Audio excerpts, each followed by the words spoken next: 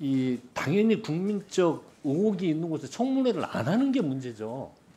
당연히 의혹이 있으면 여야가 논의를 해서 청문회라는 절차를 진행을 하고 이 청문회를 한 해 만에 정치적인 오히려 반대하는 게 굉장히 정치적인 것 같습니다. 국회는 당연히 국민적 의혹이 있으면 그리고 서로 간의 주장이 다르면 청문회라는 과정을 통해서 국민적 의혹을 해소하는 것이 국회의 정당한 절차이고 그리고 뭔 책임 뭐 위원장님이 책임지고 뭐 야당 의원들이 책임을 집니까? 그런 말씀들은 좀 참가해 주셨으면 좋겠다는 말씀을 드리고요. 그리고 이게 저희들이 출발을 한 게 우리 백혜령 과장께서는 정말 아마 이 혁혁한 성과를 내고 아마 그 수사팀은 굉장한 이제 기대를 했을 겁니다. 이 정도 되면 큰 성과 내면 이거 승진도 하고 그래야 되는 거 아닙니까? 그런데 오히려 좌천이 됐고 그리고 예를 들어서 상급자가 나와 주십시오. 상급자가 이야기를 하면 당연히 압력으로 느끼는 건 당연한 절차인 거고요. 그리고 그러면 왜 지금 현재 상태에서는 그 공을 세웠는데 왜 좌천이 됐습니까? 브리핑을 해서 좌천을 시켰습니까? 아니면 뭐 상급자의 말을 듣지 않아서 좌천을 시켰습니까? 그리고 이 혁혁한 공을 세운 당사자는 지금 좌천이 되고 있고 마치 이상한 사람으로 지금 최근 보면 몰아가려고 하는 분위기가 있는 것 같아요. 그래서 오늘 저 또 백혜령 증인께도 좀 한번 정확히 다시 한번 말씀을 해주셔서 여러 이야기를 하셨는데 좀 확인을 하도록 하겠습니다. 원래 최초 예정된 수사 결과 브리핑은 9월 22일이었죠. 네, 소장님 김찬수 소장님과 예. 의논을 해서 22일 날 하기로 결정을 했었습니다. 10월로 미뤄진 이유는 당시 서장이었던 김산수 총경, 즉 9월 20일 날 지시 때문이죠. 그렇습니다. 9월 20일 날 몇 시경에 지시를 했습니까? 기억하시기로. 네, 전화가 두 번 왔는데 예. 밤 8시 45분하고 9시 조금 넘어서 전화가 밤 왔습니다. 8시 넘어서 9시 예. 경에 다음 날 브리핑이 아니고 이틀 후에 있을 브리핑 때문에 그런 거죠. 네, 그렇습니다. 이미 22일 날 브리핑 되는 건 알고 있었죠. 그 소장님하고 의논해서 결정. 의논해서 당연히 결정한 거죠. 그때 브리핑을 미루자고 지금 김산수 승인도 브리핑을 미루라고는 했다고 합니다. 그렇지 않습니다. 그리고 용산을 언급하지 않았냐고 하니까 지금 일관되게 용산을 언급한 적이 없다. 지금 뭐 이상한 소리 하고 있다. 뭐 처벌해야 된다. 이런 이야기까지 나오는데 정확히 통화한 내용을 말씀해 주십시오.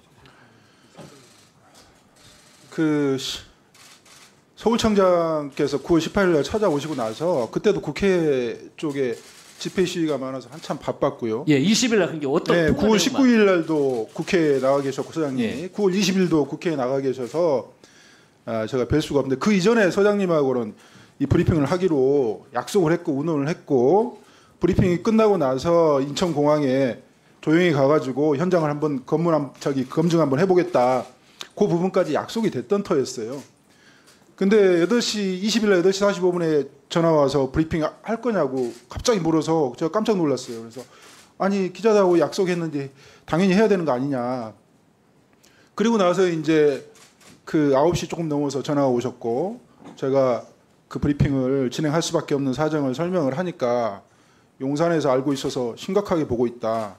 그때는 김찬수 소장님이 저를 애틋하게 생각해서 충고하는 말이었어요.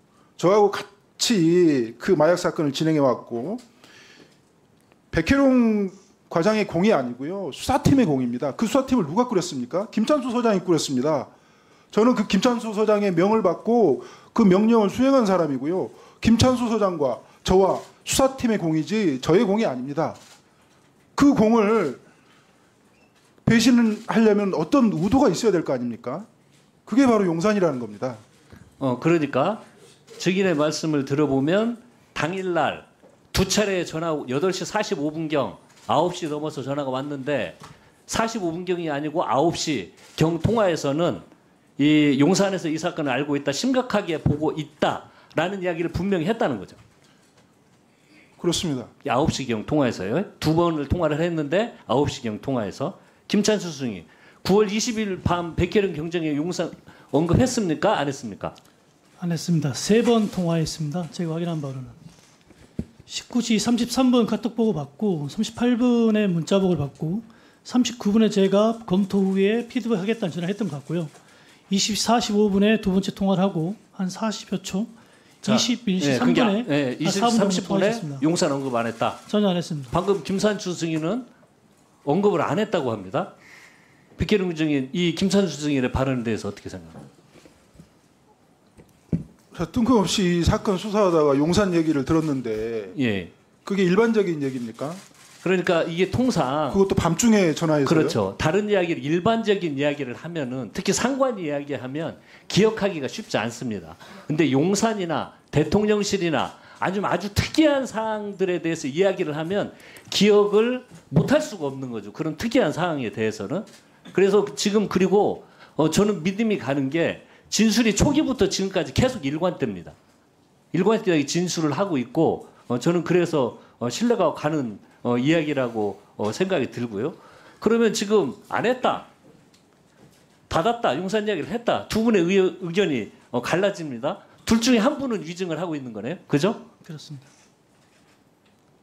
그 위증에 대해서는 반드시 그 밝혀질 것이고 혹독한 대가를 분명히 치러야 될 거라고 저는 생각을 합니다.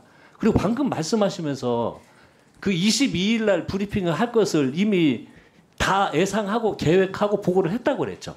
소장님하고 하나하나 다 의논하고 결정을 했습니다. 그때는 김찬수 소장님이 현장에 나와서 수사 지휘를 하던 때입니다. 예. 제가 명동에 나가가지고 현장 검증할 때도 소장님한테 보고 드리고 설명 드리고 그리고 브리핑 끝나고 영장 집행하러 가는 게 아니고 인천공항에 가서 우리가 사정을 모르니까 가서 네. 확인해 보겠다. 조용히 그러니까 조용히 갔다 오겠다. 네. 그것까지 다 소장님과 의논이 된 겁니다. 22일 날 연기를 하라고 그러는 데서 굉장히 의외의 일인데요. 발을 빼는 거죠 그 당시에는. 자, 다음 신문으로 들어가기 전에요. 제가 확인차 다시 한번 여쭤보겠습니다. 김찬수 증인, 네. 그